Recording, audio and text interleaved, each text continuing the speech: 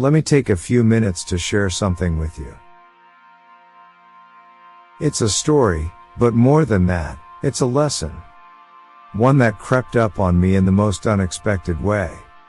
A while ago, I was visiting a friend of mine, Anaya, someone I've always admired for her strength and calm presence. She's not someone who fills a room with noise or energy, but rather, someone who grounds it with wisdom and stillness. She's in her early 60s now, and in recent years, she's been dealing with a lot, arthritis, back pain, some other chronic health issues. The kind of things most people would rightfully struggle with.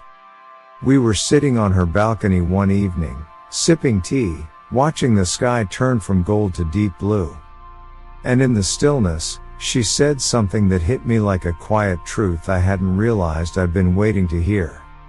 She said, complaining about complaining is still complaining.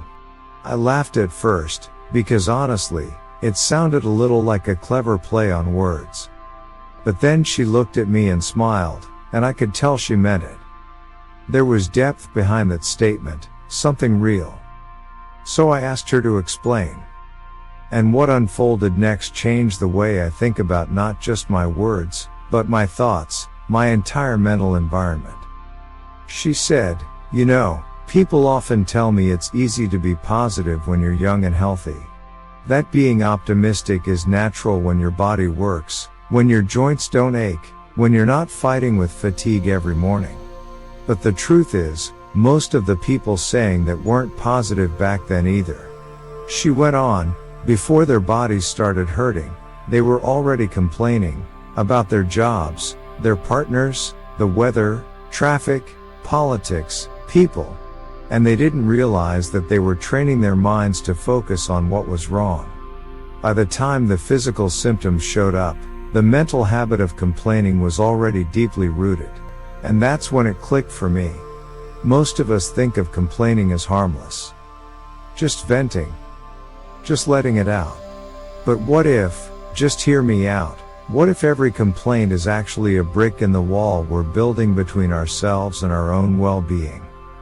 Anaya said something that really stuck. It doesn't matter if you're complaining about a rude stranger, a past betrayal, the government, or your aching back. At the energetic level, it's all the same. It's resistance. And resistance keeps you stuck. Stuck in pain. Stuck in the past. Stuck in patterns that drain your life force. She wasn't saying that pain isn't real. Or that we should ignore problems. Far from it. What she was pointing to was subtle, but powerful. She said, acknowledge what hurts. But don't build a home there. Don't rehearse it over and over in your thoughts, in your conversations, in your energy. She told me her turning point came when she was diagnosed with a degenerative spine condition. At first, she was terrified.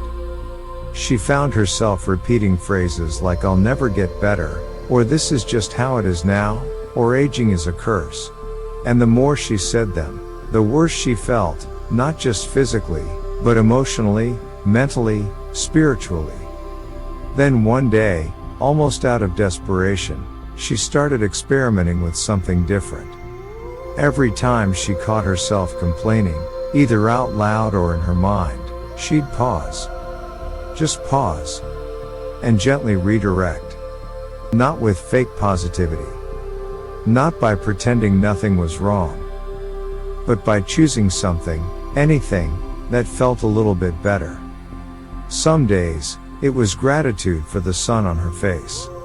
Other days, it was remembering a time she felt strong. Or even just focusing on her breath, because even in pain, that was something she could soften. I didn't heal overnight, she said. But the more I practiced shifting my focus, the lighter I felt. And the lighter I felt, the more energy I had to take better care of myself. It created a cycle, a new one.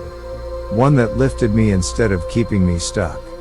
She smiled again, sipping her tea, and added, most people are waiting for something to improve before they feel better. But what if feeling better, just a little bit, is what actually begins the improvement. Let that sink in. What if the greatest gift we can give ourselves isn't solving every problem, but learning to guide our thoughts gently toward relief, toward appreciation, toward peace?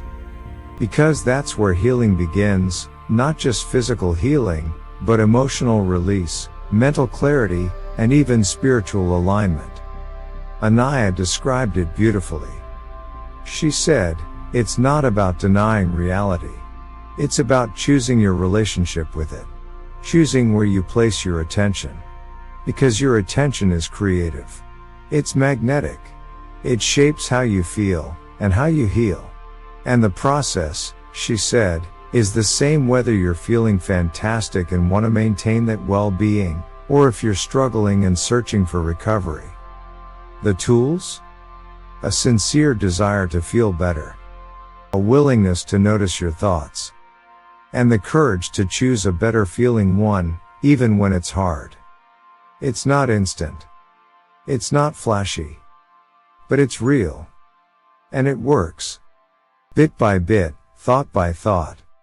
So now, whenever I catch myself venting unnecessarily, or spiraling in my mind about something frustrating, I hear Anaya's voice. Complaining about complaining is still complaining. And I smile. Because I know I have a choice. And so do you. If this story resonated with you, take a moment today, just one moment, to notice where your thoughts go automatically. Are they lifting you or weighing you down? And can you, just for a moment, choose a thought that feels a little softer, a little kinder? That's how transformation begins, not through force, but through awareness. If this message gave you something to think about, I invite you to like, share, or leave a comment about your own experience. And remember, your thoughts are not just passing ideas. They're blueprints. Choose them with care.